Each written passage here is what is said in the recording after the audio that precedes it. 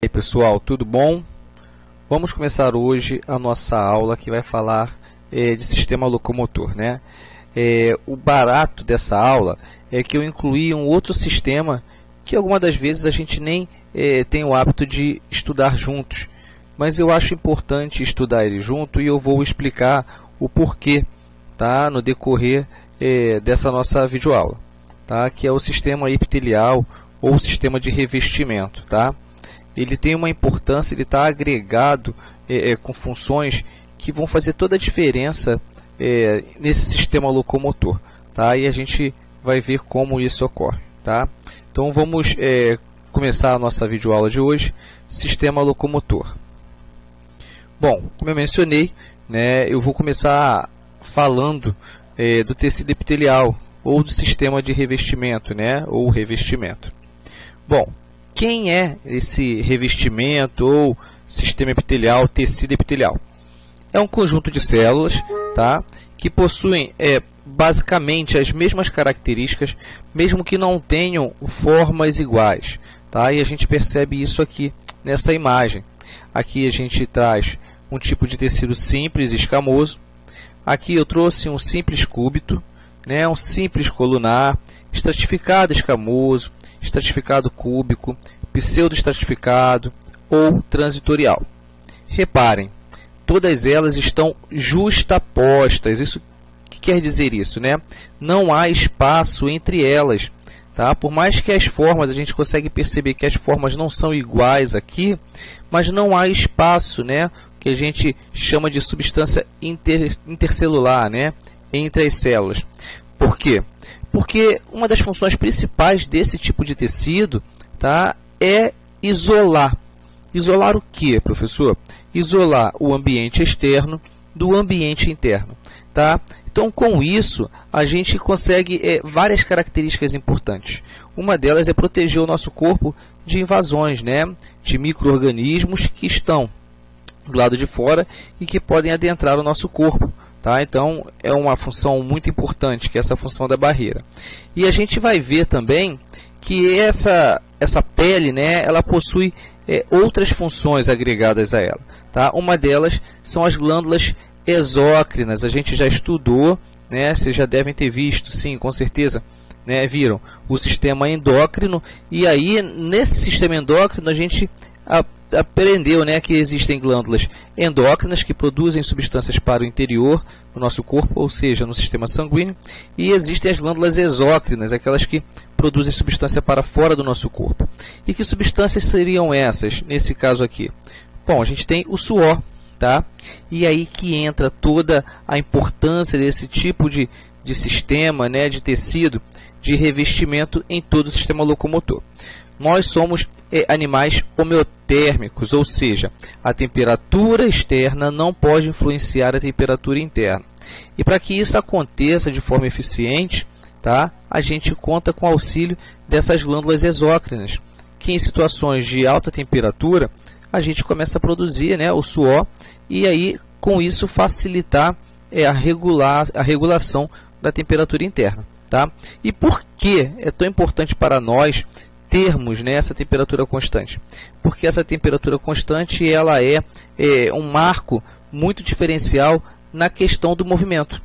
Então, animais que possuem sangue quente, como nós costumamos dizer, né, que são classificados homeotérmicos ou endotérmicos, importa o termo, eles têm essa capacidade, né, de realização de movimentos rápidos.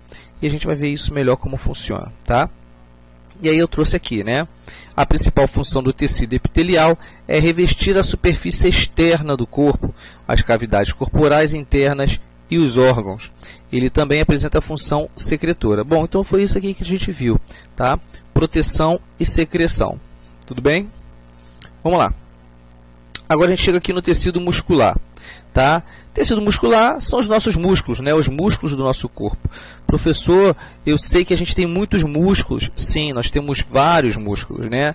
E esses músculos são bem interessantes porque eles têm nomes, às vezes, bem parecidos, mas não desempenham a mesma função. Ou, quando desempenham funções contrárias, né? Análogas, uma diferente da outra.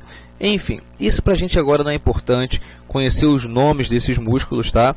mas sim como esses músculos se apresentam e funcionam. Tudo bem? Então aqui, ó, eu trouxe funções do tecido muscular, movimento do corpo, sozinho? Não, mas ele também trabalha de forma muito importante na realização desses movimentos. Regulação do volume dos órgãos, então eles vão regular aí, né, o tamanho, o peso. Estabilização e postura, tá? Então força tá a ver com a força também, tá? E produção de calor. E quem são esses músculos? Bom, a gente divide esses músculos em 3 grupos. São os músculos estriados esqueléticos, tá? E eles estão, né, como a gente pode ver, ligados ao esqueleto, tá? Estriado esquelético. Por que estriado? Porque ele é composto por estrias, né? A gente consegue ver nesse desenho aqui de baixo, tá? Que a formação dele é formação por estrias, tá? E ele é esquelético porque ele está ligado ao esqueleto e ele está associado ao movimento do corpo, tá bom? E uma característica muito importante desse tipo, tá, de músculo é o movimento rápido e voluntário, ou seja, a gente realiza movimentos rápidos e de acordo com a nossa necessidade e vontade, tá? Então isso é característica dos músculos estriados esqueléticos. Depois a gente vem falando aqui, ó, músculo estriado cardíaco, né, como o próprio nome já diz, e a imagem não nos deixa confundir, é o músculo que compõe o nosso coração, tá? Ele também é estriado por conta da sua característica. A gente repara, ó, estrias aqui e aqui também estrias, tá? E isso aqui está justificando nessas estrias, mas qual a função dessas estrias? Bom, a função dessas estrias é fazer o processo, né, de elasticidade. Esses músculos têm uma grande capacidade elástica, tá? E essas estrias vão conferir essa característica a eles. E, né, a classificação deles é de movimentos rápidos e involuntários, ou seja, eles fazem movimentos rápidos, porém a gente não consegue determinar o momento nem a frequência desses movimentos, eles são involuntários, não dependem da nossa vontade, tá? Então, os músculos estriados cardíacos fazem movimentos rápidos e involuntários. E aqui a gente chega, né, nos músculos lisos ou não estriados. Bom, são lisos ou não estriados. Aqui, ó, não há as famosas estrias aqui nessa imagem, tá vendo? Ó? Não há essas estrias, tá? E são os músculos que, grande parte, né, a gente pode colocar quase no global, fazem parte do sistema digestório, tá? Dos órgãos do sistema digestório. E ele tem uma característica que é movimentos lentos e involuntários. Então, ele é bem diferente, né? Tanto do movimento rápido e voluntário, quanto do movimento rápido e involuntário. Tanto do esquelético, quanto do cardíaco. Por quê? Porque os movimentos deles são bem lentos, né? São cadenciados, e a gente não consegue determinar essa velocidade, tá? É involuntário, não depende da nossa vontade, tá bom? Aí aqui agora eu trago o tecido ósseo, né? Que são os ossos. Então, funções principais desse tecido ósseo: proteção dos órgãos, né? Então ele protege órgãos vitais do nosso corpo, promover a movimentação junto com outros sistemas, a gente vai ver aqui, reserva de minerais, tá? Os ossos são formados por cálcio, por exemplo, e o cálcio é um mineral muito importante e ele vai armazenando esse cálcio, tá? E produção de células sanguíneas através da medula óssea. Bom, pessoal, e aí eu trouxe para vocês uma imagem que deixa claro a gente entender como é que é a estrutura óssea, tá? Então aqui a gente tem, né, a parte interna do osso, como se fosse um corte, como se fosse, não é um corte longitudinal, tá? E aí a gente tem aqui a visão interna de um osso, tá? É um osso esponjoso, ou seja, com características, né, de esponja, com alguns poros, tá bom? Aí nós encontramos no interior do osso os vasos sanguíneos, né, levando nutrientes e trazendo coisas necessárias para o restante do corpo. E a gente encontra aqui a medula óssea no interior dos ossos. Quais ossos? Dos ossos longos, tá? Basicamente, somente os ossos longos, como é o caso do nosso fêmur, tá? Então a gente divide os nossos ossos, né, em ossos longos, ossos chatos e ossos irregulares, tá? Então a gente tem ossos longos, um exemplo é o fêmur. Nós temos ossos curtos, né, que são os ossos do dedo. Nós temos os ossos achatados ou laminares, que são os ossos do crânio, tá? E os irregulares, como é o caso dos ossos das vértebras, né? Elas não possuem uma regularidade no seu formato, tá? Também tem essas classificações para os ossos. Aí a gente tem aqui, né, periósteo, tá? Que é uma parte do osso muito importante também, e a cartilagem articular, que nós vamos encontrar em alguns ossos, não em todos, porque a gente vai ver como ela funciona. E esses ossos também são classificados em semimóveis, imóveis e imóveis. Bom, então aqui eu comecei, né? Esses aqui são os ossos do crânio. Quando a gente nasce, eles não estão bem configurados dessa forma aqui, são os ossos do crânio de um adulto já, tá legal? Então, esses ossos aqui do crânio, por exemplo, são classificados como imóveis, eles não se movem. Porém, há uma junção entre ossos aqui, e a gente percebe isso muito bem através dessas rachaduras. Por isso que são classificados como ossos imóveis, porque eles apresentam uma ligação entre dois ou mais ossos, porém não oferecem nenhum tipo de movimento, tá?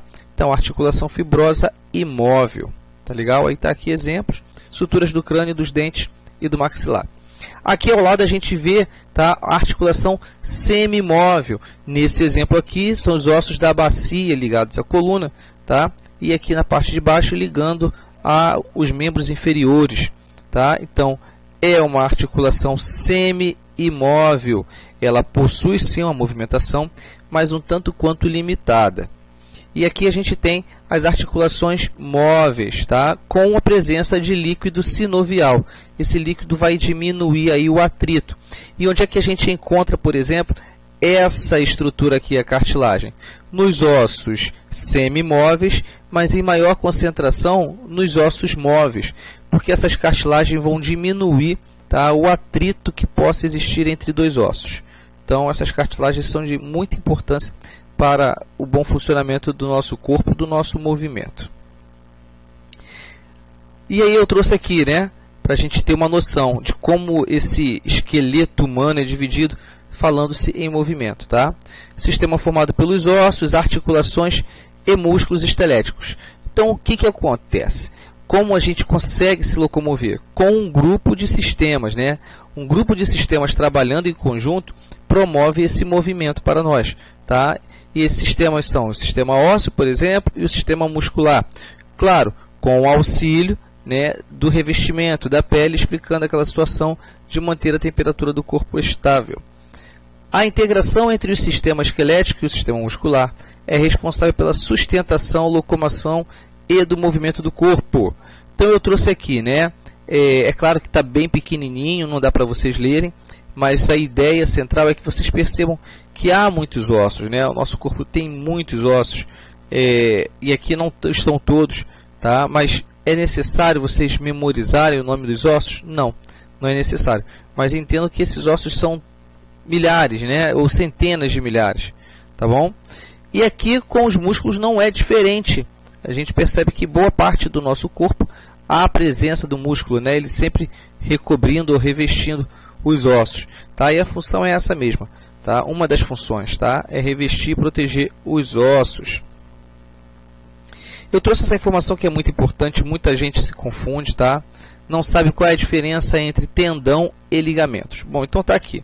O nosso esqueleto é formado por muitos ossos que se articulam uns com os outros, entrando em contato pelas juntas e unindo-se pelos ligamentos, o que lhes dá a possibilidade do movimento. Veja bem, se eu tenho uma ligação de ossos móveis, esses ossos precisam realizar um movimento. Só que esses ossos também não podem estar muito distantes. E aí quem é que vai fazer, né, essa manutenção, essa ligação entre dois ossos? O ligamento entre dois ossos, tá? Se chama aqui, ó, ligamentos, né? A junção entre dois ossos, tá? São os ligamentos. É uma estrutura fibrosa que vai estar se ligando a um osso e a outro osso, tá? Então, estrutura fibrosa que se liga a dois ossos recebe o nome de ligamento. Já a estrutura fibrosa que se liga a um lado ao músculo e ao outro lado aos ossos, promovendo assim o movimento, se chama de tendões, tá? Então, tendão é a classificação da ligação entre um músculo e um osso, e ligamentos é a ligação entre dois ossos, tá? Claro que nesse caso aqui nós estamos falando de estruturas móveis.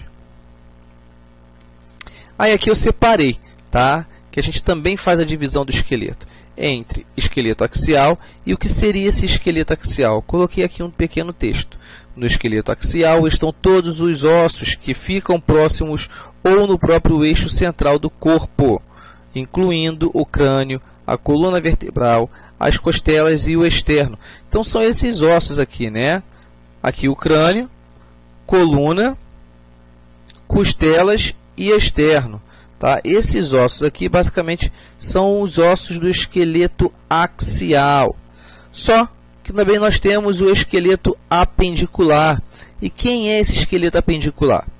Ele consiste em todos os ossos dos membros superiores, ou seja, braço, antebraço, né? Falanges, estruturas, né, dos ossos das mãos, e superiores e inferiores, ombro e pelve. Ele é preso ao esqueleto axial. Bom, a gente pode entender então que ele auxilia esse esqueleto axial, né? Ele está ligado ao esqueleto axial, que vai se prolongar pelo esqueleto que a gente chama de apendicular, tá bom? Essa estrutura só funciona, né? Esse sistema locomotor só funciona se estiverem todos eles sadios. A gente conhece algumas doenças, né, relacionadas tanto à parte muscular como à parte esquelética. E essas doenças vão com certeza afetar o bom funcionamento desse grande sistema, tá, turma? Para fixar ainda mais o conteúdo, vocês façam uma lida, tá, no livro de vocês, e após assistir o vídeo e ler o livro, né, o capítulo de vocês, vocês realizem as atividades propostas aí no próprio capítulo. E no nosso próximo encontro, a gente vai tirar as dúvidas, seja aqui da aula ou da execução das atividades, tá bom? Turma, um forte abraço, até a nossa próxima aula. Tchau, tchau.